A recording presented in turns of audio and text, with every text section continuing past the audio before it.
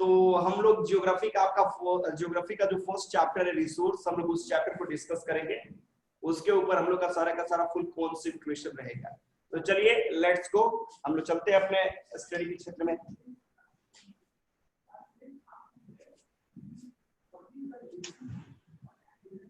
यहाँ तक क्या? Okay okay okay okay students, okay तो हम लोग चैप्टर पढ़ने जा रहे हैं रिसोर्स। रिसोर्स ये चैप्टर हम लोग स्टडी करने जा रहे हैं।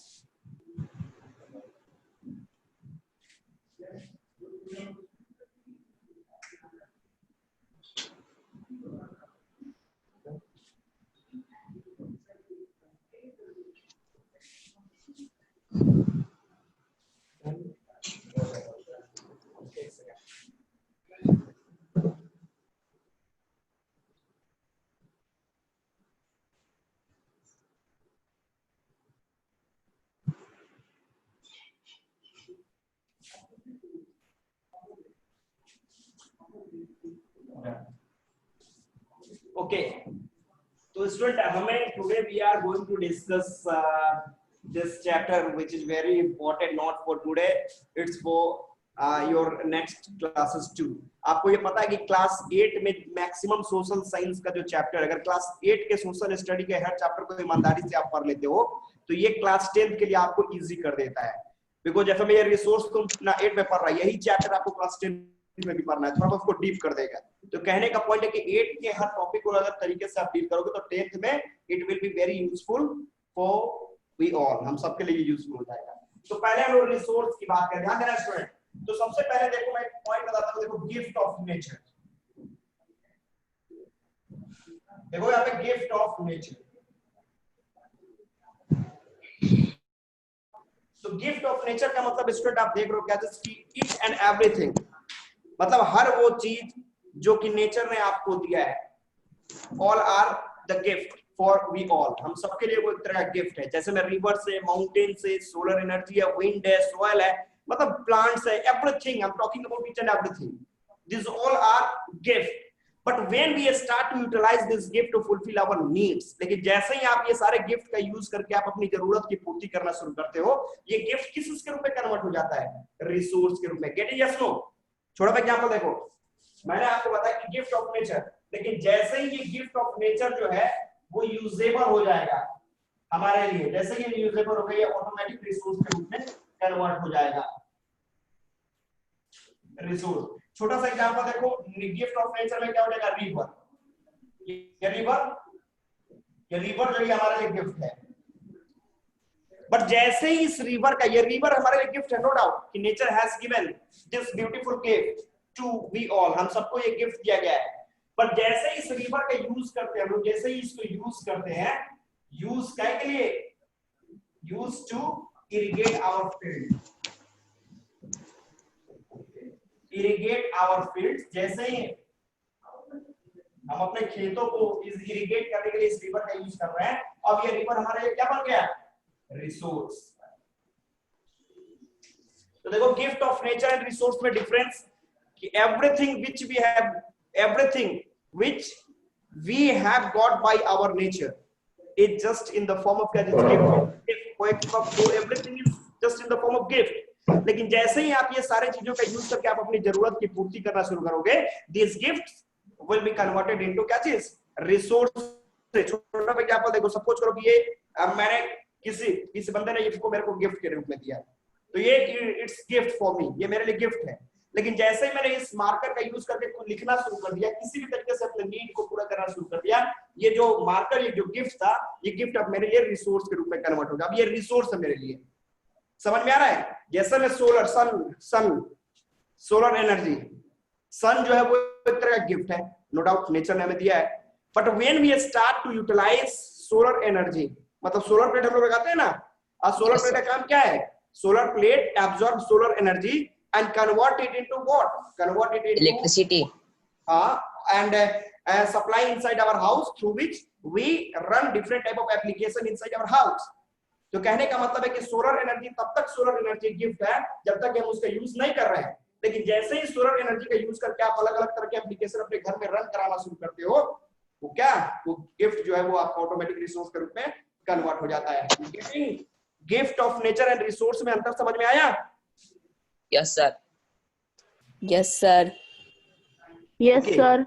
ओके, तो मैंने आपको फिर एक और एग्जांपल ले लो। सपोज करो कि सॉइल, मिट्टी की बात कर लो। सॉइल जो है वो क्या है, हमारे लिए गिफ्ट है, लेकिन जैसे ही इस गिफ्ट का यूज करके हम लोग क्रॉप्स को प्रोड्यूस करना शुरू करते हैं, ये गिफ्ट हमारे लिए क्या कन्वर्ट हो जाता है, रिसोर्स। तो यहाँ पे देखो, ये सारे टॉपिक अगर देखोगे तो सिंपली आपने समझ लिया कि रिसोर्स का एक छोटा सा डिफिनीशन आपने निकाल लिया। इसको मैं इरेज कर रहा हूँ, इरेज कर लूं? Yes sir. ओके, तो एक छोटा सा डिफिनीशन हम लोगों ने रिसोर्स का निकाला। मैंने आपको बताया कि ये चैप्टर अभी नहीं, ये क्लास 10th के लिए भी इंपॉर्टेंट है। तो अब देखो यहाँ पे रिसोर्स का डिफिनीशन हम लोग इजी तरीके से निकाल लेंगे, सिंपल सा निकाल लेंगे। जैसे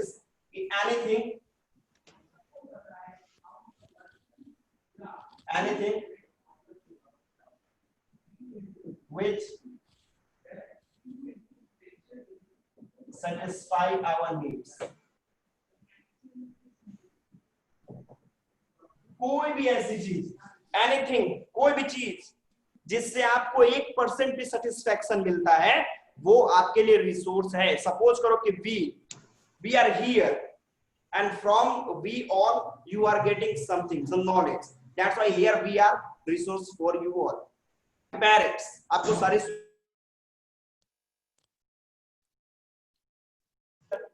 कहने का मतलब घर आपको शेल्टर देता है, अलग अलग तरह की समस्याओं से आपको क्या करता है, प्रोटेक्ट करता है। वो हाउस क्या है, आपके लिए रिसोर्स है। तो कहने का मतलब मैंने एक पॉइंट बताया कि किसी भी चीज, एनीथिंग, मैं क्या किसी भी वस्तु की बात कर रहा हूँ, वो आपके लिए कहीं से भी अगर यूजफुल है, किसी भी तरीके से आपको सेटिस्फैक्शन देता है, आपकी किसी भी जरूरत की पूर्ति करता है, तो इन दैट केस वो गिफ्ट, वो ऑटोमेटिक किस के रूप में कन्वर्ट हो जाएगा, रिसोर्स। तो क्या इस डिफिनीशन को आपने समझा? Yes sir. Yes yes sir. Sir. तो मैंने आपको बताया क्या चीज की resources are anything which satisfy our any type of needs. हमारी कोई भी जरूरत की पूर्ति अगर कोई चीज किसी भी वस्तु से हो रही है, तो वो वस्तु हमारे लिए रिसोर्स के रूप में कन्वर्ट ऑटोमेटिक हो जाएगी। अब चलो आगे, अब हम चलते हैं, ये तो रिसोर्स हो गया। अब हम चलते हैं क्लासिफिकेशन ऑफ रिसोर्स। ध्यान देना स्टूडेंट्स,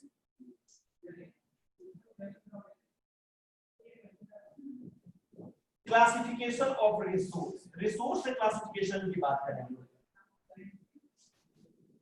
ध्यान देना, तो अगर रिसोर्स को क्लासिफाई करोगे तो अलग अलग तरीके से रिसोर्स को क्लासिफाई किया गया है, ठीक है। तो सबसे पहले हम लोग एक छोटा सा पॉइंट लेते हैं। हम लोग बात करते हैं on the basis of classification of resource, on the basis of focus करिएगा, ओरिजिन।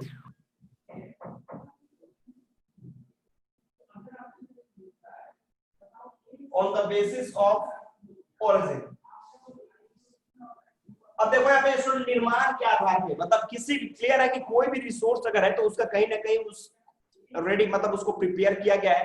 तो निर्माण के आधार पर रिसोर्स को दो भागों में आपने बांटा, ठीक है। सबसे पहले आप देख रहे हो क्या चीज, ध्यान देना, हम लोग पहले कर रहे हैं बॉयटिक, और सेकंड आपने करा क्या चीज, एबॉयटिक।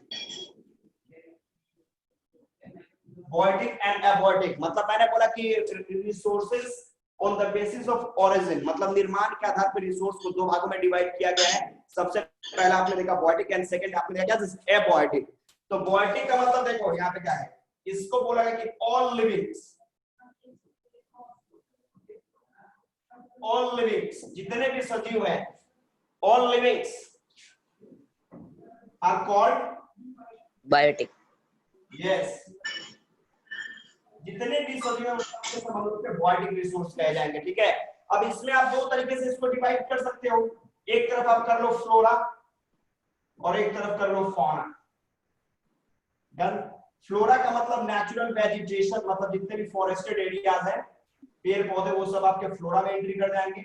और फौना का मतलब एनिमल किंगडम, एनिमल्स किंगडम, ये आपका फौना हो जाएगा। तो मैंने बोला on the basis of origin resource को दो भागों में डिवाइड किया आपने, पहला बॉयटिक एंड सेकंड आपका एबॉयटिक। तो बॉयटिक में आपने जितने भी लिविंग्स है वो सबके सब बॉयटिक रिसोर्स है। डन, सारे रिसोर्स आपके बॉयटिक है, जिसमें आपने क्या देखा, फ्लोरा एंड फौना, जंगल हो गया, जितने भी एनिमल किंगडम है उनकी बात कर रहे हैं। और एबॉयटिक का मतलब देखो यहाँ पे क्या है, एबॉयटिक का मतलब आपने देखा क्या, इसकी non living things are called biotic. Non living but natural, ध्यान देना,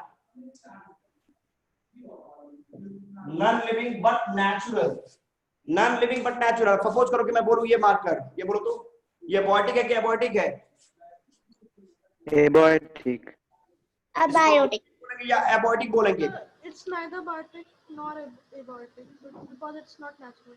तो स्टूडेंट ये बॉयटिक है ना एबॉयटिक है, ठीक है? ये नॉन, ये आपका मैन मेड, ये आर्टिफिशियल रिसोर्स। देखो यहाँ पे मैंने बोला एबॉयटिक में नॉन लिविंग होना चाहिए, डन, नॉन लिविंग होना चाहिए, बट नॉन लिविंग के साथ वो नेचुरल भी होना चाहिए, याद रखना, नॉन लिविंग बट नेचुरल।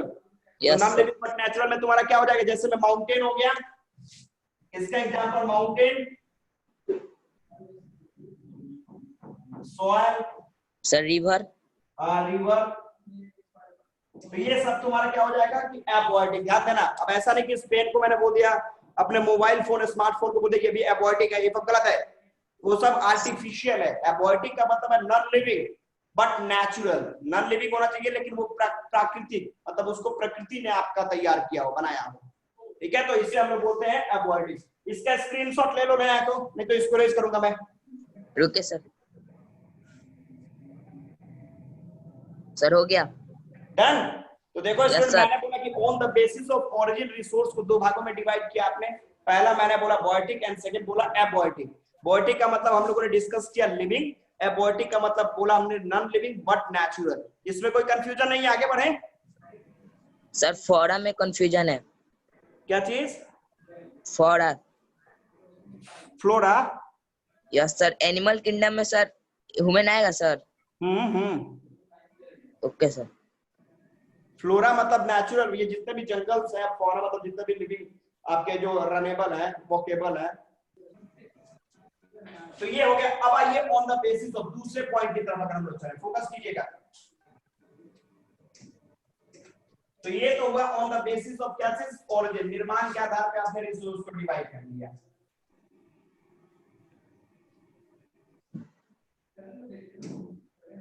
ठीक है, अब चलो स्टूडेंट नेक्स्ट पॉइंट की तरफ हम लोग चलते हैं, फोकस कीजिएगा। On the basis of ownership, on the basis of ownership, ownership मतलब मालिकाना हक के आधार पे भी रिसोर्स को डिवाइड किया गया। ध्यान देना, ये मैंने पहले ही बताया कि रिसोर्स को अलग अलग तरीके से क्लासिफाई करा गया है। तो अब हम लोग डिस्कस करने जा रहे हैं on the basis of ownership, कि मालिकाना हक के आधार पर भी रिसोर्स को हमने डिवाइड किया। तो क्या डिवाइड किया, ध्यान देना, तो इसको हम लोगों ने 4 कैटेगरी में कैटेगराइज किया, जिसमें सबसे पहला हम बोल रहे हैं इंडिविजुअल,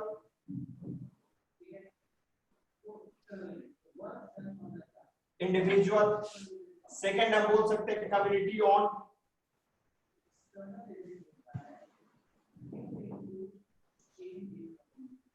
कम्युनिटी ऑन, थर्ड बोल सकते हैं नेशनल, और फोर्थ बोल सकते हैं इंटरनेशनल।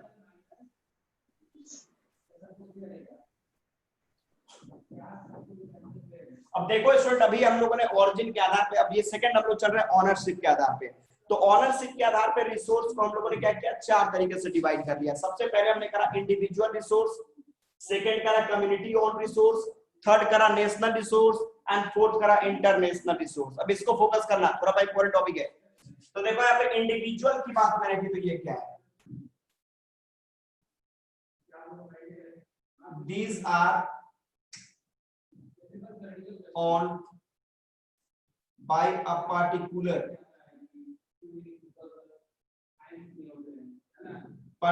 person.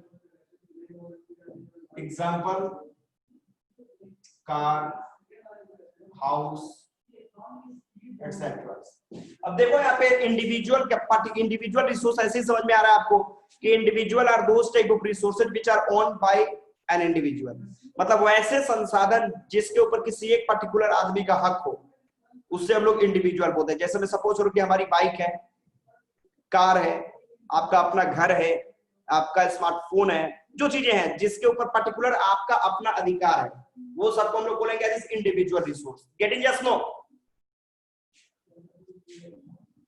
मैंने बताया कि इंडिविजुअल का मतलब वैसे resources which are own by a particular person, मतलब वैसे संसाधन जिसके ऊपर एक खास किसी बंदे का हक हो, उसे हम लोग बोलते हैं individual resource.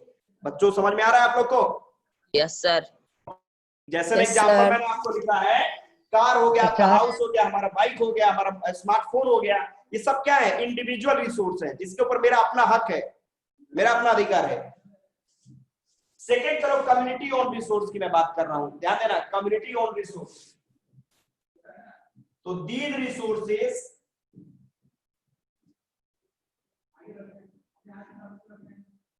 Resources are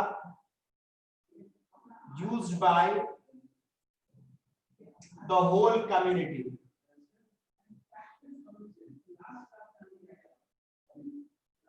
by the whole community। अब देखो यहाँ पे कम्युनिटी ऑन रिसोर्स किसको बोल रहा है? तो ये बोलता है कि ये वैसे रिसोर्स है जिसका यूज एक पर्टिकुलर बंदा नहीं करता, इसका यूज पूरी की पूरी कम्युनिटी यूज करती है। जैसे मैं सपोज करूं कि हमारे यहाँ जो चिल्ड्रन पार्क है, इसके एग्जांपल की बात करोगे तो चिल्ड्रन पार्क या फिर आपका राजेंद्र स्टेडियम जो हमारे यहाँ है,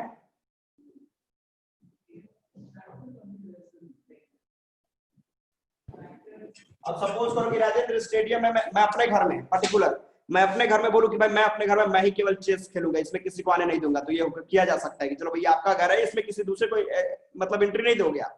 लेकिन अगर राजेंद्र स्टेडियम में मैं चला जाऊं और जाके बोलो भैया इस स्टेडियम में केवल मैं ही क्रिकेट खेलूंगा, आप लोग बाहर निकल जाओ, किसी को क्रिकेट नहीं खेलना है, पॉसिबल है क्या? ये पॉसिबल है क्या? No sir. आप स्टेडियम में No, सबको sir. रोक दोगे क्या? No, sir. No, sir. Community No, only, सबको सबका एक जैसा अधिकार है, हर बंदा उसमें जा सकता है, हर बंदा उसका यूज करेगा। चिल्ड्रन पार्क में बोलो भैया आप अपने छत के ऊपर अकेले टहल सकते हो, चलेगा, क्योंकि वो आपका इंडिविजुअल रिसोर्स है। अब चिल्ड्रन पार्क में मैं बोलूं भैया इसमें मैं किसी को, मैं ही मॉर्निंग और इवनिंग और दोपहर का वॉक करूंगा, इसमें किसी तीसरे बंदे को एंट्री नहीं दूंगा, चलेगा क्या? कार ये पॉसिबल है? No, sir. मैंने No, sir. आपको बताया कि Sir. जिस तरीके से आप No, sir. इंडिविजुअली आप अपने घर में रह लेते हो, वो चिल्ड्रन पार्क में जाओगे कि उसी तरीके से वर्कआउट करें, उसमें केवल आप ही मॉर्निंग वॉक करें, इवनिंग वॉक करें, तो ये पॉसिबल है? No, sir.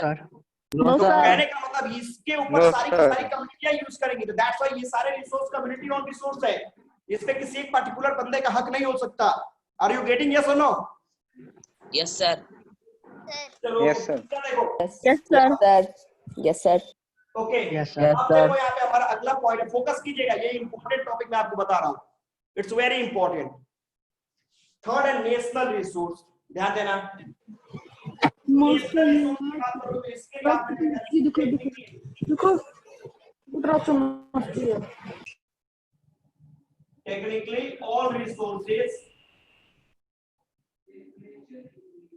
all resources belong to the nation, ठीक है? Our government has legal power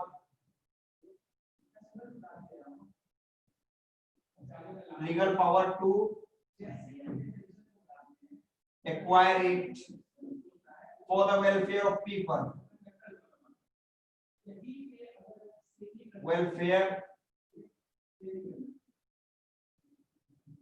अब देखो यहाँ पे नेशनल रिसोर्स क्या कह रहा है, फोकस करना। तो नेशनल रिसोर्स में आपने क्या देखा, तो इसके बारे में मैंने आपको बताया कि टेक्निकली देखो आपके देश इंडिया का जो बॉर्डर है, बाउंड्री है चारों तरफ, ईस्ट वेस्ट नॉर्थ साउथ में चारों तरफ इंडिया के बाउंड्री की बात कर रहा हूं, उसके अंदर में जितने भी रिसोर्स हैं, मैंने पूरा का पूरा वो आपके देश का नेशनल रिसोर्स कहा जाता है। और हमारे गवर्नमेंट के पास ये लीगल पावर है कि वो जब चाहे वो रिसोर्स को एक्वायर कर सकती है for the welfare of people. छोटा सा एग्जांपल देख लो, सपोज करो कि हमारी गवर्नमेंट ने ये रोड निकाल दिया, बोला कि चलो यहाँ से ये एनएच निकलने वाला है, ये नेशनल हाईवे निकलने वाला है, ठीक है, एनएच निकलने वाला है, और मेरा जमीन जो मेरा जो लैंड है, मेरा जमीन जो यहाँ पे मेरा जमीन है। अब कहने का मतलब है कि मैं बोलूं गवर्नमेंट से भाई मैं अपनी जमीन आपको नहीं देने वाला, मैं आपको अपनी जमीन नहीं देने वाला, तो कहने का मतलब गवर्नमेंट के पास ये लीगल पावर है कि वो क्या करेंगे कि इस जमीन को एक्वायर कर लेंगे, बोले कि आपके कहने से नहीं जमीन हमको लेना ही पड़ेगा, और इसके एवज में जो पैसे होंगे वो पैसे आपको दे सकती है, दे देगी जो भी है। तो कहने का मतलब है कि आपके देश के अंदर जितने भी रिसोर्स है वो सारे के सारे रिसोर्स नेशनल रिसोर्स है,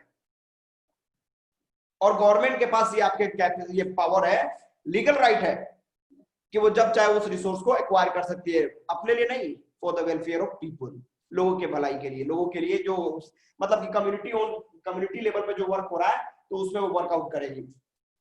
are you getting? Yes no? समझ में आ रहा है? Yes sir. नेशनल रिसोर्स समझ में आया? Yes, sir. Yes, sir. National मतलब आपके कंट्री के अंदर जितने भी रिसोर्स है वो सब के सब आपके क्या रिसोर्स है, वो सब नेशनल रिसोर्स है, और हमारी गवर्नमेंट के पास ये लीगल राइट है कि वो जब चाहे उस रिसोर्स को क्या कर सकती है, एक्वायर कर सकती है। Any problem? No, sir. No sir. No, sir. No, sir. आगे कैन वी गो फॉरवर्ड, आगे बढ़ा जाए? Yes sir. Yes, sir. Okay okay student, Yes. अब देखो फोर्स देखो क्या कर रहा है, इंटरनेशनल रिसोर्स। इंटरनेशनल रिसोर्स में देखो क्या कर रहा है कि these resources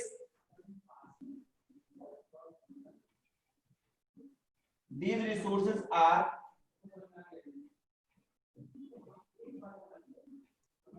regulated by international authority।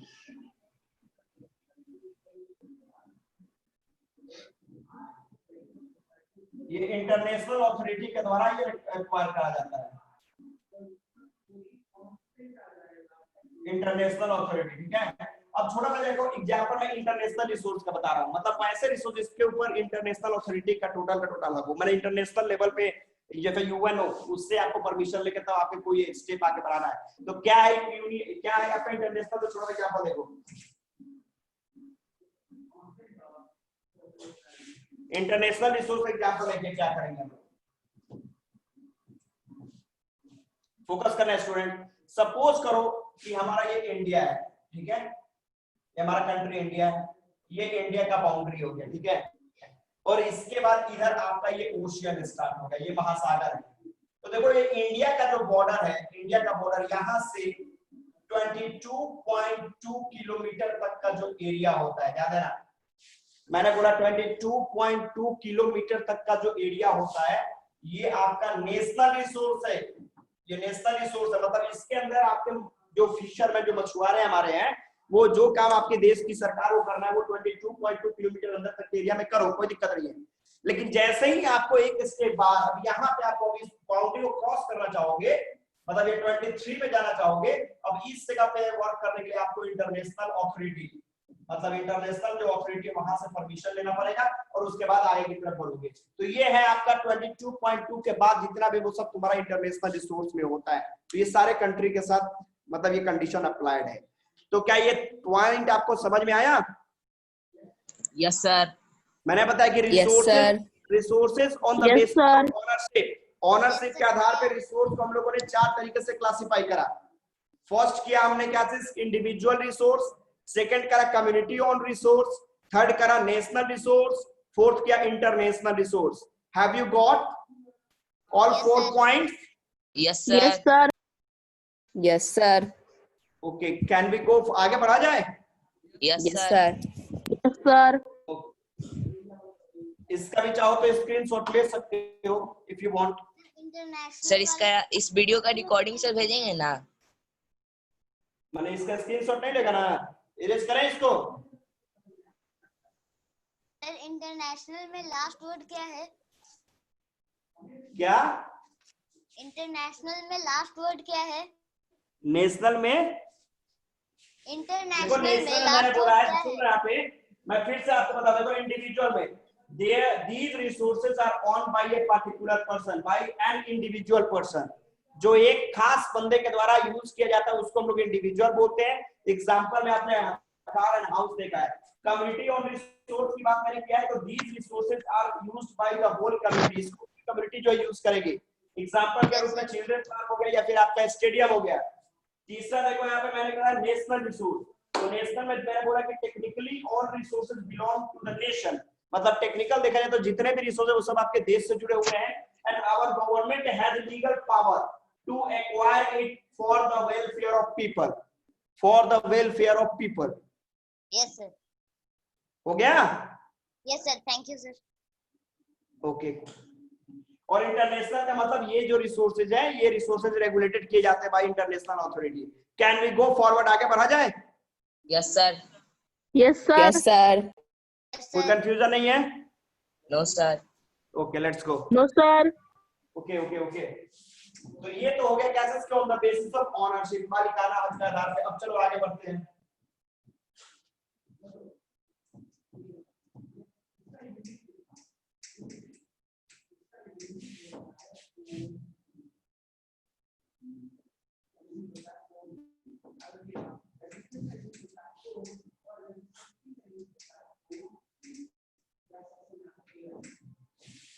अब चलो स्टूडेंट नेक्स्ट पॉइंट की तरफ हम लोग चलते हैं। अब हम लोग को बात करना है, क्या चीज वर्कआउट करना है कि ऑन द बेसिस ऑफ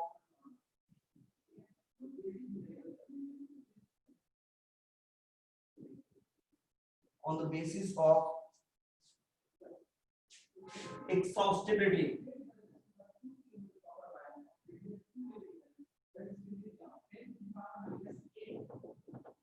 मतलब खत्म होने के आधार पे वैसे रिसोर्स जो खत्म, कुछ रिसोर्स फिनिश हो जाते हैं, कुछ फिनिश नहीं होते, तो उसके आधार पे रिसोर्स को हमने क्या किया, दो भागों में डिवाइड किया। फोकस कीजिएगा, एक्सहॉस्टिबिलिटी के आधार पर रिसोर्स को आपने दो भागों में डिवाइड कर दिया।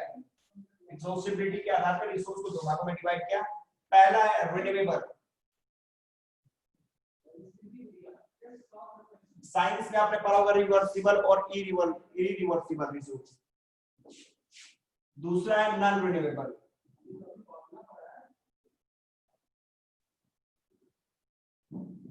नॉन रिन्यूएबल, अब देखो इन दोनों में फोकस में कर रहा हूं। तो देखो रिन्यूएबल रिसोर्स क्या है, these resources can be replaced, reused and renewed। मतलब ये वैसे संसाधन है जिसका आप रिप्लेसमेंट कर सकते हो, जिसको आप बार बार यूज कर सकते हो, जो रिन्यू हो सकता है, जो कभी खत्म नहीं होता। एग्जाम्पल के रूप में हम लोग देख सकते हैं क्या चीज, वाटर, सॉइल, एनर्जी, तो ये सब क्या है, रिन्यूएबल। तो मैंने बताया कि रिन्यूएबल कैसे रिसोर्स है, तो renewable those resources which can be renewed, replaced, reused again and again in future. ये हमेशा यूज किया जाता है, ये कभी फिनिश नहीं होंगे, these resources can not be finished. जबकि दूसरी तरफ नॉन रिन्यूएबल की बात करोगे तो ध्यान देना कि दीज रिसोर्सेज, इसी में कैन के जगह कैन के बदले में कैन नॉट लगा दोगे, तुम्हारा वो नॉन रिन्यूएबल का एग्जांपल हो जाएगा, मतलब उसका डिफिनेशन हो जाएगा कि these resources can't be reused, renewed and replaced। मतलब ये संसाधन का रीयूज, मतलब ये रिन्यूएबल नहीं होता, इसका रिप्लेसमेंट बार बार नहीं होता आपके नेचर में। जैसे इसका एग्जांपल आपका कोल एंड पेट्रोल, फॉसिल फ्यूल्स, तो ये सारे नॉन रिन्यूएबल रिसोर्स है। सपोज करो मैंने फिर से एक बार बोला क्या चीज की, एक्सहॉस्टिबिलिटी के आधार पर रिसोर्स को आपने दो भागों में डिवाइड करा, पहला रिन्यूएबल, दूसरा नॉन रिन्यूएबल। तो रिन्यूएबल के बारे में हम लोगों ने डिस्कस किया कि वैसे रिसोर्सेस जिसका रिप्लेसमेंट होता है, जो बार बार रिन्यू होता है, जिसको आप रीयूज कर सकते हो। और नॉन रिन्यूएबल की बात किया मैंने क्या चीज कि ये वैसे संसाधन है जिसका रिप्लेसमेंट नहीं होता, एक बार यूज करोगे दोबारा वो फिनिश।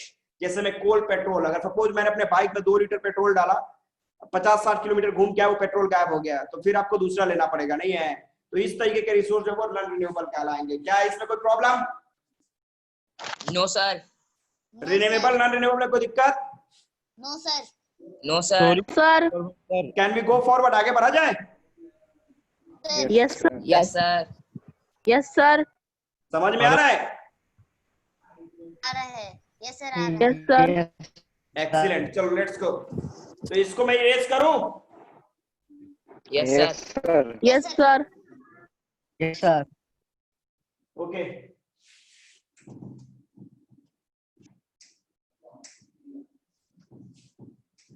अब चलो स्टूडेंट एक और पॉइंट देखते हैं हम लोग। Sorry for disturbance, sir. Hello. Shailesh sir. Yes sir. Sir actually 2 second का समय लेना चाहूँगा आपसे। Okay sir. और ये जानना चाहूँगा कि अननोन नेम से अभी एक दो देखने को मिला है मुझे इसमें, ठीक है? तो प्लीज़ अपना वो नाम रीनेम कर ले, ठीक है? कोई भी हो तो वो अपना नाम रीनेम कर ले, ठीक है? अभी आ रहे थे इसी में ही बाबू राव कुछ करके आ रहे थे, ठीक है? तो वो अपना नाम जो भी है अपना रीनेम कर ले। बार बार बताया जाता है यही बात सभी लोग को, ठीक है? ठीक है सर, कंटिन्यू कर सकते हैं। अब देखिए आपको, अब हम लोग बोल रहे हैं कि ऑन द बेसिस ऑफ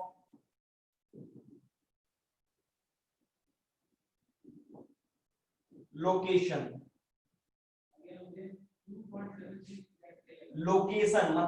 के आधार पर भी रिसोर्स को हम लोगों ने 2 भागों में डिवाइड करा। डन। अब कहने का मतलब रिसोर्स कौन पे कहां पे पाया जाता है उसके आधार पर भी रिसोर्स को आप लोगों ने क्या किया, क्लासिफाई करा। जिसमें सबसे पहले देखो हम लोग क्या करते हैं,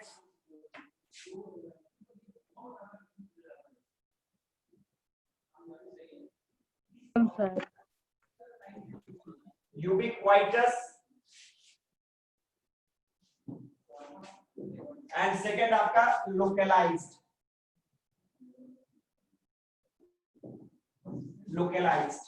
तो यूबिक्विटस का मतलब क्या होता है कि these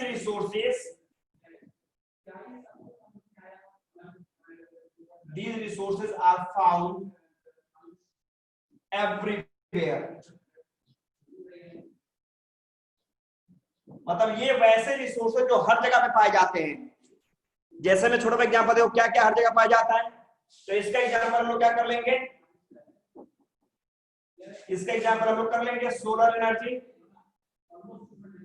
इसका सॉइल कर सकते हैं, वाटर कर सकते हैं, प्लांट्स कर सकते हैं, एनिमल्स कर सकते हैं, वगैरह वगैरह जो भी है। तो कहने का मतलब ये वैसे संसाधन है, यूबिक्विटस का मतलब these are such type of resources which are found everywhere, जो हर जगह पे पाए जाएंगे। जबकि दूसरी तरफ बात करोगे लोकलाइज्ड, तो लोकलाइज्ड क्या है, तो these resources are found in a particular place, मतलब ये किसी खास जगह पे पाए जाते हैं ये रिसोर्स। जैसे मैं सपोज करूं कि छोटा सा एग्जांपल इसका हम लोग देख सकते हैं, क्या कोल, डायमंड, क्रूड ऑयल, ये सब है ना। अब सपोज करो कि अपने घर के पास अगर हम लोग वो जमीन खोदना शुरू कर देते तो क्रूड ऑयल तो निकल नहीं जाएगा, कोल तो निकलेगा नहीं। तो ये पर्टिकुलर किसी किसी जगह पे पाया जाता है। तो ये सारे रिसोर्स जो कि कहीं कहीं इंडिविजुअल किसी पर्टिकुलर प्लेस पे पाए जाते हैं उसको हम लोग क्या बोलते हैं, लोकलाइज्ड। जैसे में कोल हो गया, पेट्रोल, क्रूड ऑयल हो गया, क्या हुआ, मेटल्स। हम काटे कहाँ हैं, डन। हम काटा हूँ, कोई दिक्कत, एनी प्रॉब्लम? क्या किया बताओ, हम काटा नहीं हूँ मैंने, हेलो, मेरे को सुने आप लोग? म्यूट करो, यस म्यूट करो अपने को। मैंने आप लोग को बोला फिर से एक बार, मैंने बोला क्या इसकी लोकलाइज मतलब लोकेशन के आधार पे कि रिसोर्स कहाँ पाए जाते हैं उसके आधार पे रिसोर्स को हम लोगों ने 2 भागों में डिवाइड करा। सबसे पहले मैंने बोला यूबिक्विटस, तो मैंने बोला ये वैसे रिसोर्सेज जो हर जगह पे पाए जाते हैं, हर जगह मौजूद है, प्लांट्स हर जगह पे एवरीवेयर।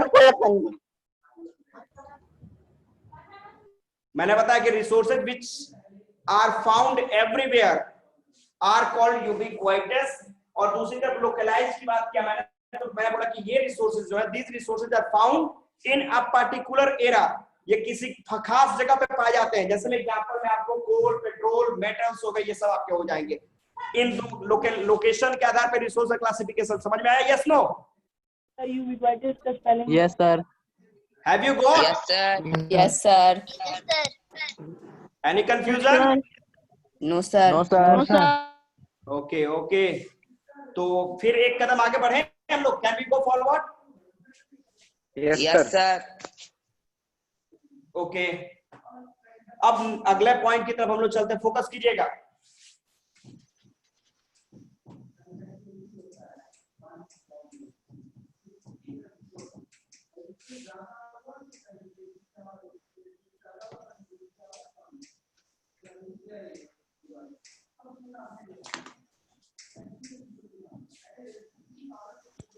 अब स्टूडेंट आगे चलोगे तो देखो यहाँ पे अब डेवलपमेंट के आधार पर भी रिसोर्स को क्लासिफाई किया गया. तो classification of resource on the basis of development. Focus कीजिएगा. अब हम लोग बात कर रहे हैं ऑन द बेसिस ऑफ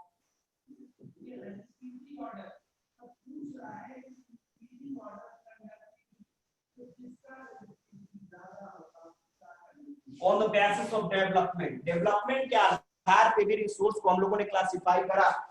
कैसे? फोकस करेंगे. 3 तरीके से क्लासिफाई करो. सबसे फर्स्ट मैंने बोला क्या इसकी एक्चुअल. एक्चुअल, इसका सेकंड नाम डेवलप्ड रिसोर्स भी है. Developed resource. सेकंड हम लोग बोल सकते हैं potential.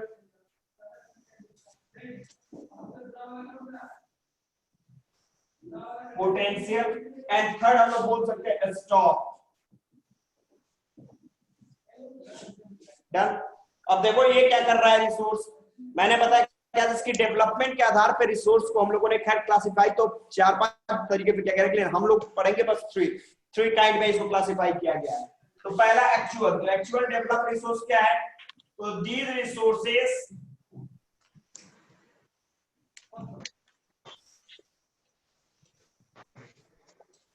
Are being used currently. मतलब ये वैसे रिसोर्स है जिसका यूज करंट हम लोग कर रहे हैं. जिस रिसोर्स का यूज हम लोग करंटली कर रहे हैं वो सारे के सारे आपके कौन से रिसोर्स हो गए? एक्चुअल रिसोर्स या फिर डेवलप रिसोर्स. मतलब वैसे रिसोर्स जो डेवलप्ड हो चुके हैं जिसका यूज हम लोग कर रहे हैं. जैसे फिर से एक बार वही हो जाएगा आपका रिवर, सॉइल, सोलर एनर्जी, ये सब चीजें आपके इसमें निकल जाएंगी. पोटेंशियल का पॉइंट है वो क्या है? तो these resources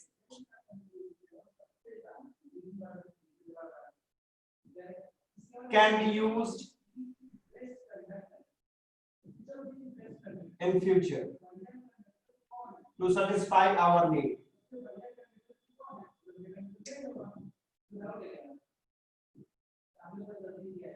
To satisfy our needs.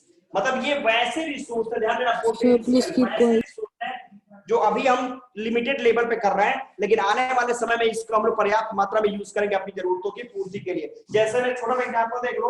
Wind energy,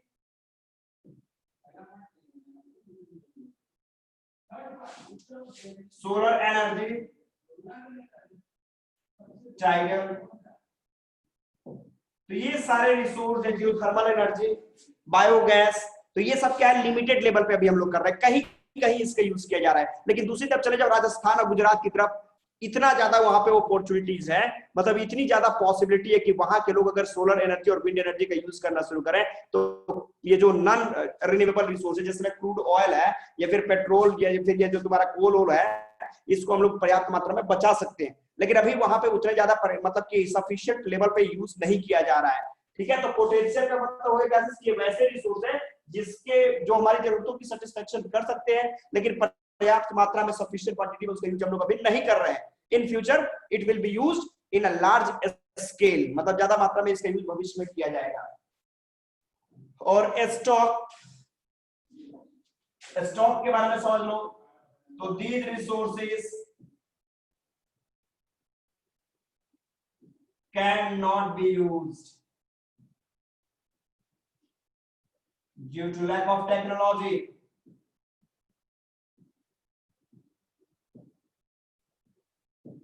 technology, हमारे पास टेक्नोलॉजी ही नहीं है जिसके मदद से हम लोग स्टॉक का यूज कर सके. तो स्टॉक का एग्जांपल देख लो. स्टूडेंट फोकस करेंगे हम लोग.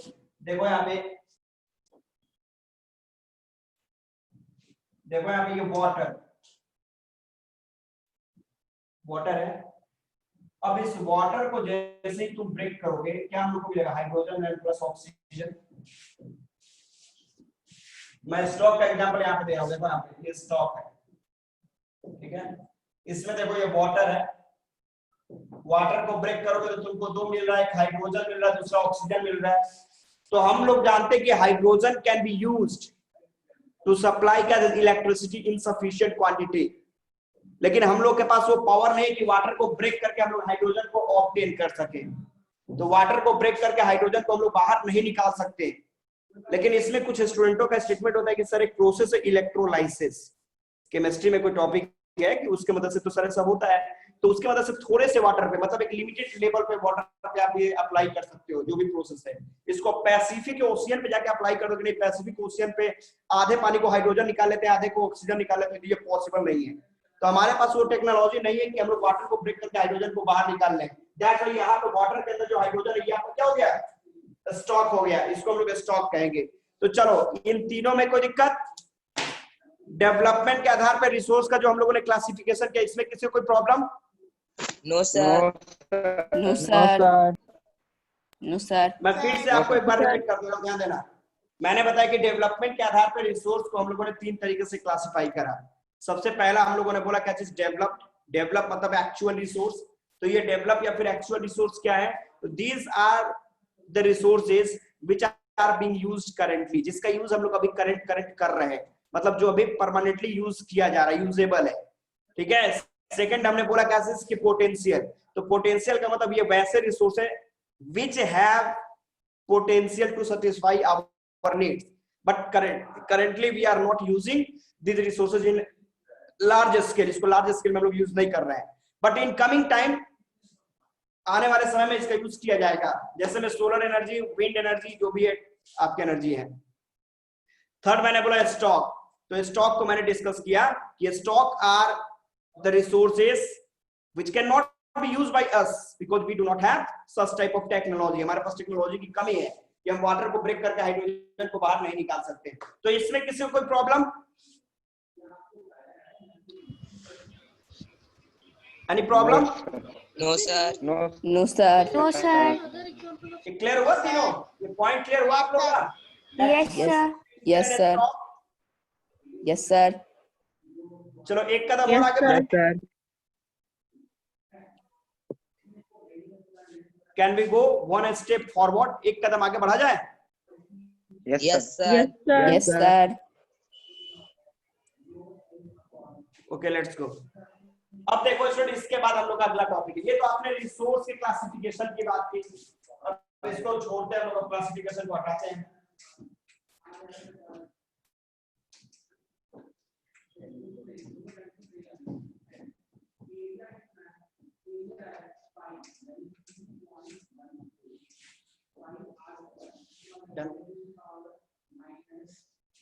अब देखो स्टूडेंट, कुछ पॉइंट है।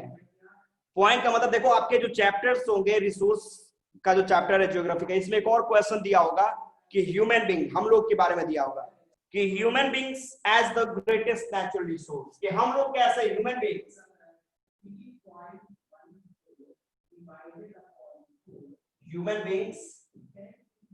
As the greatest resource.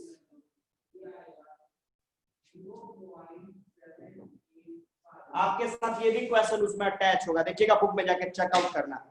तो अब हम लोग अपने ऊपर आते हैं कि आखिर हम लोग जो है, जितने भी तरह के जो भी आपने अभी तक रिसोर्सेज देखे, वो सारे रिसोर्स में हम लोग, we the people, we the human beings are known as the greatest natural resource on this beautiful earth. आखिर रीजन क्या है? आखिर हम लोग को ग्रेटेस्ट रिसोर्स क्यों कहा जाता है?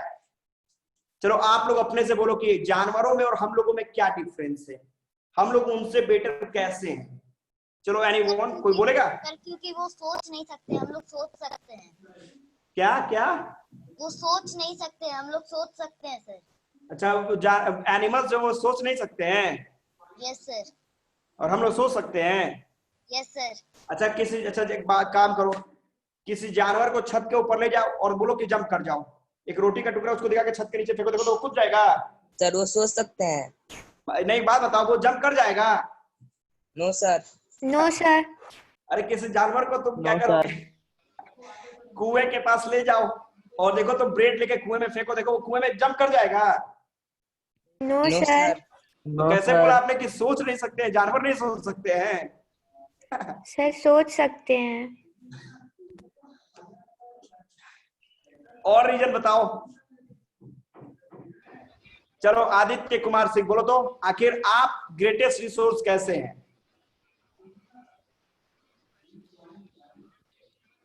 एनीवन? एनीवन? सर क्वेश्चन फिर से पूछिएगा। मैंने बोला कि ह्यूमन, आप अपने से कंपेयर करो, हम लोगों में और जानवरों में डिफरेंस क्या है? क्या हम दोनों एक ही हैं या फिर उनसे हम बेटर है? अगर बेटर है तो क्यों बेटर उनसे ज्यादा हम हैं? सर क्योंकि हम लोग के पास वो सोच है कि हम कैसे क्या कर सकते हैं, उनके पास वो नहीं है।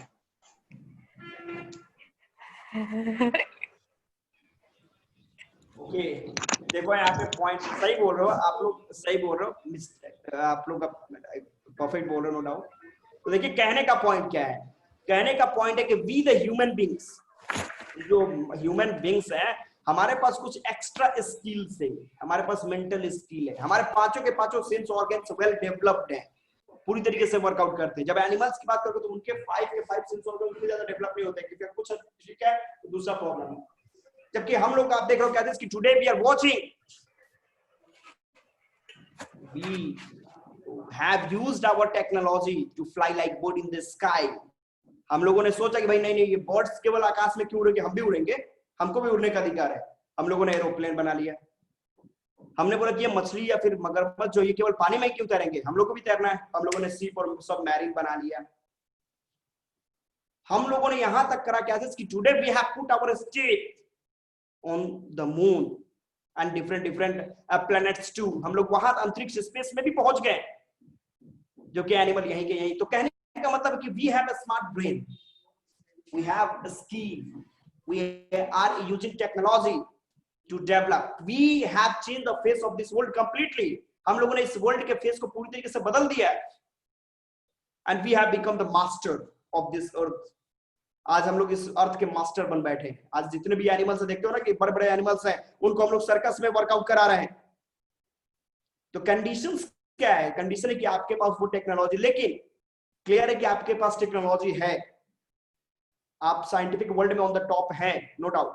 But it is our responsibility to maintain the balance of nature, between nature and science. तो नेचर और साइंस के बीच के बैलेंस को मेंटेन करने की टोटल रिस्पॉन्सिबिलिटी हमारी है। और जहां हम लोगों ने मिसअंडरस्टैंडिंग, नेचर को मिसयूज करना शुरू किया, आप देखो कि नेचर का रिस्पॉन्ड बड़ा डेंजरस होता है। छोटा सा एग्जांपल आज के डेट में हम लोग देख रहे हैं, वायरस, जिस कोरोना वायरस से पूरा दुनिया लड़ रहा है आज के डेट में। तो नेचर इस चीज को बता रहा है कि गिव रेस्पेक्ट, टेक रेस्पेक्ट।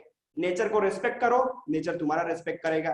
नहीं है तो ये सब पॉइंट है। तो ह्यूमन बीइंग ग्रेटेस्ट रिसोर्स है क्योंकि हमारे पास स्किल है, टैलेंट है, टेक्नोलॉजी है।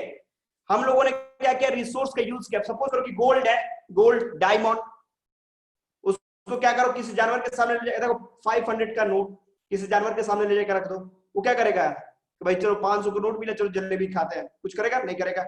हमारे सामने रखो, हमको पता है कि उसका यूज कैसे हमें करना है। So that's why because of our skill, because of our talent, because of technology, we the human beings are known as the greatest resource. नहीं, हम लोग greatest resource कहे जाते हैं। डन हो जाएगा? Yes sir. हो जाएगा complete? Yes sir. Yes, sir. देखो स्टूडेंट, ये Yes, तुम्हारा sir. होमवर्क रहेगा आज का, ठीक है? कम से कम इसको 50 words, minimum 50 words you will have to use to write down a short note. A note किस पे लिखना है कि human beings as the greatest natural resource on this beautiful earth. कि ह्यूमन बींग जो है वो ग्रेटेस्ट रिसोर्स कैसे, इसको होमवर्क में टॉपिक लिख लीजिएगा। इसके ऊपर minimum 50 words and maximum will be dependent on your ability, maximum जितना आप यूज कर लो।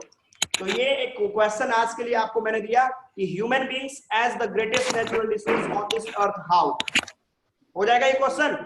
Yes sir. Yes sir. Minimum 50 words आपको यूज करना, maximum yes sir. according to your own ability।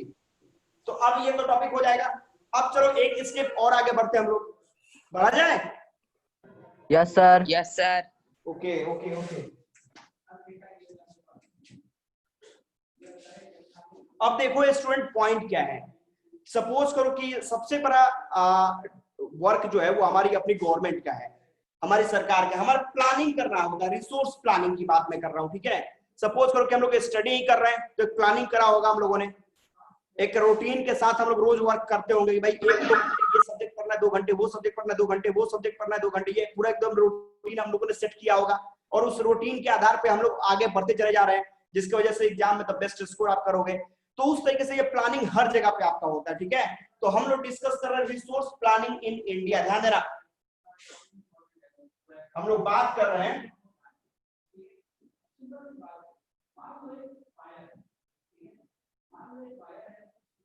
Resource planning in India,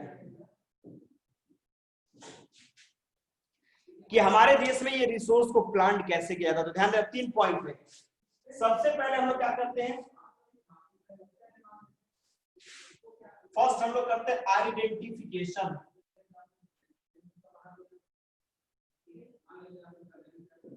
identification. Second हम लोग क्या करते हैं, acquiring by using technology.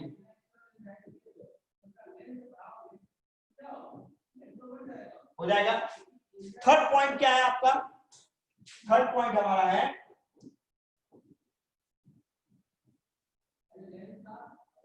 Matching.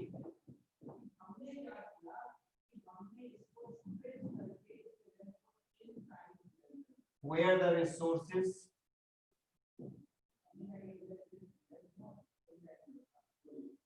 are required। तो देखो ये रिसोर्स प्लानिंग इन इंडिया की बात करोगे तो ये 3 पॉइंट दिखाई दे रहा है। सबसे पहले आपने क्या इसकी आइडेंटिफिकेशन। तो आइडेंटिफिकेशन में मैंने बताया कि सबसे पहले हमारी सरकार इस चीज को पता लगाती है कि भाई रिसोर्स कहाँ पे मौजूद है। तो गवर्नमेंट क्या है कि पूरे ये जो जमीन है पूरे अपने कहाँ अपने टेक्नोलॉजी का यूज करके, अच्छा यहाँ पे कोल है, अच्छा यहाँ पे कोयला मौजूद है, चलो ठीक है, ये तो क्लियर हो कि कोयला मौजूद है। तो पहला उसका काम है कि आइडेंटिफाई करना कि where the resources are available, कि रिसोर्स कहाँ पे मौजूद है। तो जब पता चल गया कि अच्छा यहाँ पे कोल मौजूद है, यहाँ पे कोयला मौजूद है, चलो ये तो क्लियर हो गया। अब हम लोग का सेकंड काम क्या है, acquiring it by using technology, कि टेक्निक की मदद से उसको बाहर निकालना है। तो कोयले को बाहर निकालने के लिए हम लोग माइनिंग का प्रोसेस करेंगे, क्वायरिंग करेंगे, अलग अलग तरह के प्रोसेस जिस टेक्नोलॉजी का मदद करके हम लोग उस कोयले को बाहर निकाल लिया हम लोगों ने, ठीक है। अब थर्ड काम क्या हमारा कि मैचिंग कराएंगे कि where the resources are required in large scale, कि रिसोर्स की जरूरत है कहां पे। अब सपोज करो कि झारखंड में अगर कोयला निकलता है तो वो बिहार में सप्लाई क्यों करेगा, वो कोयले को कहां पे सप्लाई करेगा, वो ऐसे स्टेट को करेगा जो इंडस्ट्रियल हब है, जहां पे इंडस्ट्रियों का हब है, जैसे में करेगा वो कहां पे, हरियाणा साइड में करेगा, कहां करेगा, छत्तीसगढ़ साइड में करेगा, यही ना है, कहां करेगा, मध्य प्रदेश साइड में करेगा। तो इन सभी जगह पे, या सूरत, गुजरात, अहमदाबाद साइड में करेगा। तो ये वैसे स्टेट को सप्लाई करेगा जहां पे उसकी रिक्वायर्ड बल्कि वेट में है, क्योंकि उससे उसको फायदा हो गया। हमारे बिहार में क्या है, हमारे बिहार में तो ज्यादा कुछ इंडस्ट्रियां है नहीं, यहाँ पे कोल की जरूरत है। तो कहने का पॉइंट क्या है, तो मैंने बोला 3 पॉइंट कि रिसोर्स प्लानिंग इन इंडिया की बात करोगे तो इसमें 3 पॉइंट को आपको दिमाग के अंदर रखना है। पहला मैंने आपको क्या बताया, फर्स्ट क्या बताया, फर्स्ट आपको मैंने बताया आइडेंटिफाई करना।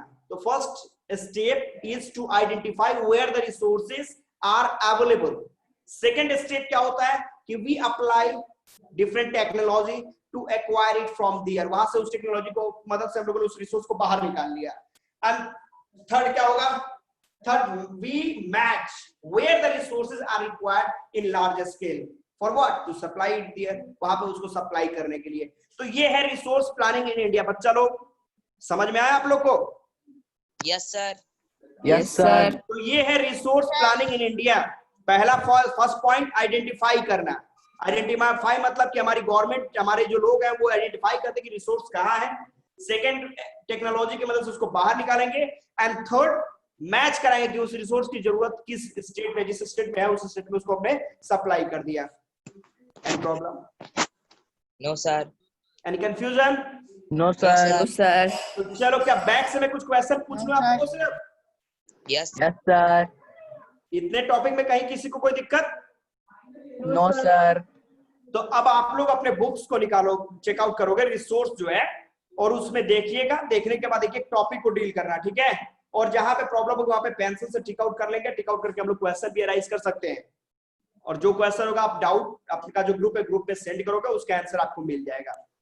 ठीक है, सर, तो मैं आज कुछ का वीडियो का रिकॉर्डिंग सर ध्यान दीजिएगा। Are you ready? Yes sir sir. Yes, sir. Okay, let's please. सबसे पहले ये बताओ, ये मेरे को बताइए,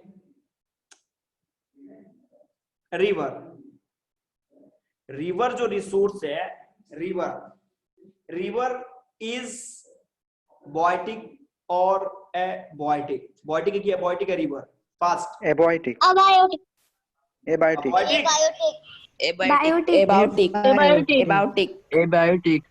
very good, very good, abiotic resource है, परफेक्ट, ओके, वेरी गुड। चलो सेकंड है सोलर एनर्जी, सबको चैट में आंसर दो।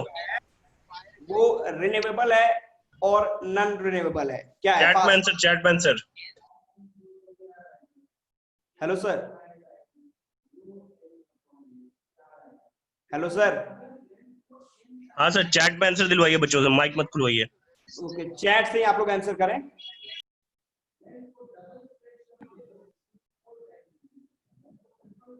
रिन्यूएबल रिसोर्स है, okay okay okay okay okay okay okay student, ये बताओ, ये मेरे को बताओ आप कि ये जो डायमंड जो हमारा है, जो रिसोर्स है, ये आपका यूबिक्विटस और लोकलाइज्ड, ये किस में आएगा, किस पॉइंट में आएगा?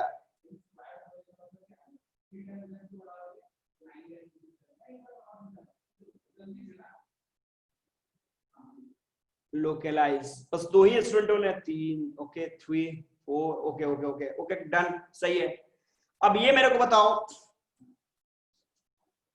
फोकस, मैंने आपको बताया कि सपोज करिए ये जो स्टेडियम है ईडन गार्डन, देखा ना कोलकाता, वेस्ट बंगाल, कोलकाता का, वो ईडन गार्डन जो है वो किस तरह का रिसोर्स है, ये मेरे को बताओ। इंडिविजुअल है कि कम्युनिटी ओन रिसोर्स है?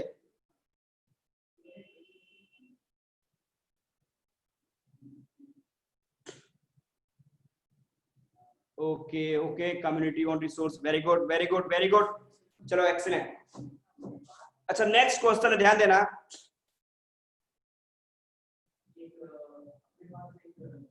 नेक्स्ट क्वेश्चन आपका हो जाएगा कि सपोज कीजिए कि हमारा जो, हम लोग का जो, मेरा जो बाइक है, वो बाइक जो है वो कौन से रिसोर्स में जाएगा? कम्युनिटी, इंडिविजुअल, नेशनल की इंटरनेशनल?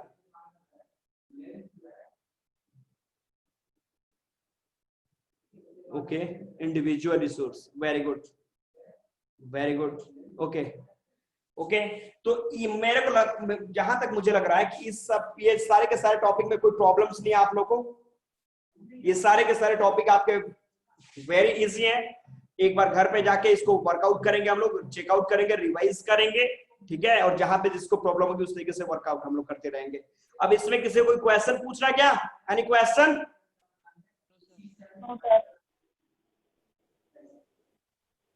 सर, आज का रिकॉर्डिंग भेजेंगे? यू विल गेट एवरीथिंग, आज के थोड़ी देर बाद मिल जाएगा रिकॉर्डिंग आप लोगों को सबको। Okay sir.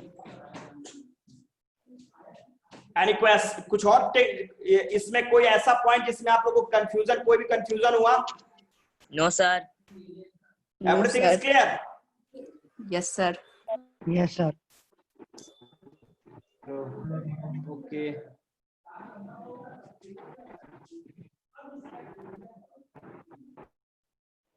हेलो सर, देखो ये तो आपने रिसोर्स के कुछ पॉइंट्स के बारे में किया, ठीक है, लेकिन एक स्टेप हम लोग थोड़ा सा और आगे बढ़ जाते हैं, कुछ और पॉइंट समझ लो। अब कहने का मतलब है कि सपोज करो कि एक इसी में टॉपिक आ जाता है कंजर्वेशन ऑफ रिसोर्स। क्या कि resource, how and why should be conserve resource, कैसे और क्यों हमें रिसोर्स को कंजर्व करना चाहिए, ठीक है। तो ये टॉपिक थोड़ा सा इंपॉर्टेंट होता है। तो महात्मा गांधी का तो नाम सुना ही है आप लोगों ने, national father of our country, नाम सुना? Yes sir. तो Yes, उनका एक sir. स्टेटमेंट था, ध्यान देना, उनका एक स्टेटमेंट था कि nature has given us enough sufficient resources through which we can fulfil our needs but not our greeds. मतलब गांधी का स्टेटमेंट था कि नेचर ने इतना ज्यादा रिसोर्स आपको प्रोवाइड कर रखा है कि उससे आप अपनी जरूरत की पूर्ति कर सकते हो। You can fulfil, you can satisfy yourself, but you can not satisfy your greed. आप जो अगर लालची बन जाते, ग्रीडनेस जो है उसको हम सेटिस्फाई नहीं कर सकते।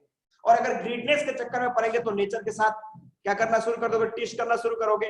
और नेचर का रिप्लाई अभी एग्जांपल के रूप में करंटली आप देख रहे हो कि नेचर का रिप्लाई बड़ा डेंजरस होता है।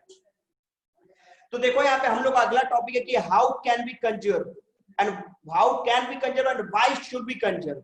हम लोग रिसोर्स को कैसे कंजर्व कर सकते हैं और क्यों कंजर्व करना चाहिए हम लोग को। ठीक है, तो यहाँ पे चले हम लोग अगले पॉइंट के बारे में।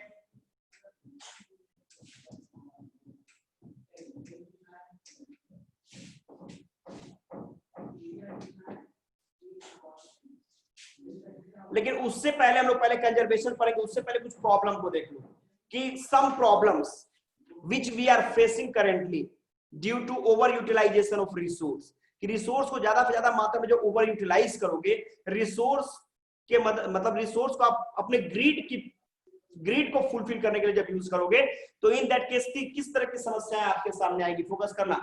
तो हम लोग बात कर रहे हैं की problems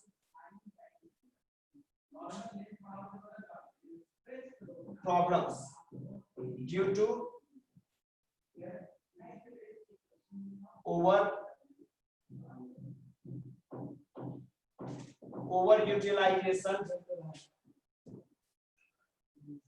utilisation of resource.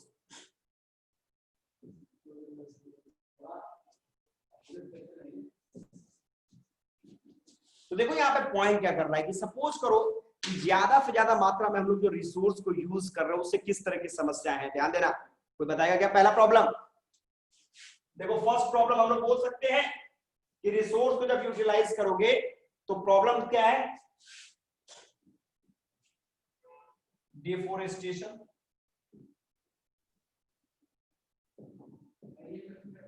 Second soil erosion,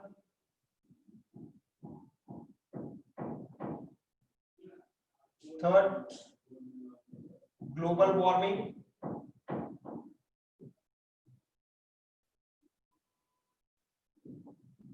fourth ozone layer depletion,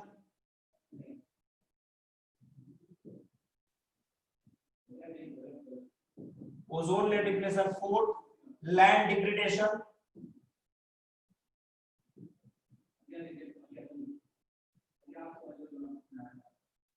next different pollution,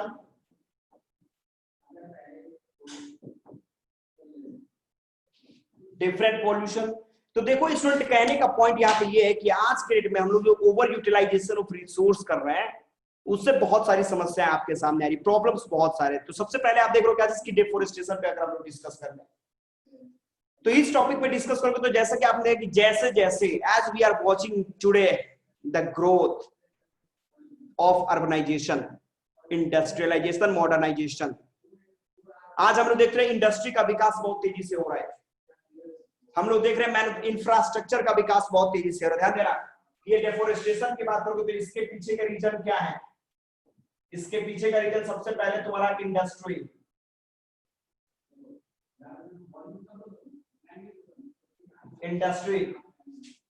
second है अर्बन एरियाज, शहरीकरण का विकास। इसके बाद आप जाओगे क्या चीज? रेलवेज, मतलब इंफ्रास्ट्रक्चर की बात कर लो।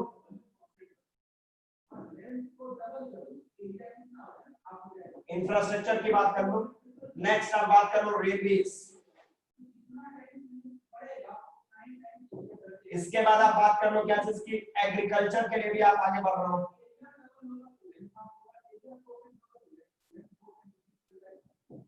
तो देखो यहाँ पे ये सारे पॉइंट हैं। जैसे कि छोटा एग्जांपल देखो, जिस तरीके से हमारे यहाँ इंडस्ट्री का विकास हो रहा है तो ये इंडस्ट्री का जो हमारे यहाँ विकास हो रहा है, इंडस्ट्री को सेटअप करने के लिए आप देख रहे हो कि जंगलों को काटा जा रहा है। Industrialization is the main factor, because of that we are facing it. Second urban areas का विकास। अब पॉपुलेशन इतना तेजी से हिंदुस्तान का बढ़ रहा है, आज के डेट में लगभग 135 करोड़ से भी ज्यादा हमारे देश की पॉपुलेशन है। तो जनसंख्या अगर बढ़ेगी तो घर के ऊपर घर तो बनाओगे नहीं, तो उस घर को बनाने के लिए आप क्या करोगे, एरिया को कवर करोगे। तो इस घर के लिए जैसे जैसे शहरीकरण हो रहा है, अर्बन एरियाज बढ़ रहे हैं, फॉरेस्ट गायब होते चले जा रहे हैं। इंफ्रास्ट्रक्चर का विकास, अब कहने का मतलब अगर आपने घर, छोटा भाई एग्जाम्पल देखो मैं आपको बता रहा हूँ, छोटा भाई एग्जाम्पल लेके मैं आपको बता रहा हूँ कि सपोज करो कि ये एक रिमोट एरियाज है, डन, ये सब समझ में, इसको मैं आगे आपको डिस्कस करूंगा, ठीक है, ये आगे हम लोग डिस्कस करेंगे। मैंने आपको बताया कि सपोज करो कि ये हमारा क्या है, एक रिमोट एरिया है, रिमोट एरिया है, ठीक है, ये रिमोट एरिया हो गया। अब रिमोट एरिया हो गया तो कहने का पॉइंट, अगर यहाँ पे मैंने किसी बंदे ने यहाँ पे इंडस्ट्री को सेटअप कर दिया, यहाँ पे इंडस्ट्री को सेटअप कर लिया, अब इंडस्ट्री को सेटअप कर लिया तो इंडस्ट्री में काम करने वाले वर्कर्स की जरूरत है। तो वर्कर्स क्या करेगा, वो वर्कर्स दूर दूर से अलग अलग, सपोज करो कि अहमदाबाद में अगर इंडस्ट्री को सेटअप किया गया है तो ऐसा तो नहीं है कि अहमदाबाद के लोग ही उसमें काम करें, हमारे बिहार के लोग भी जाते हैं, उत्तर प्रदेश के भी लोग जाते हैं, अलग अलग स्टेट के लोग वहां पे जा रहे हैं वर्क करने के लिए। तो कहने का मतलब अगर बिहार से लोग इस इंडस्ट्री में काम करने के लिए आते हैं तो ऐसा तो है नहीं कि अहमदाबाद में इंडस्ट्री लगे तो सुबह में गए इंडस्ट्री में काम किया, शाम को अपने घर बिहार में चले आए।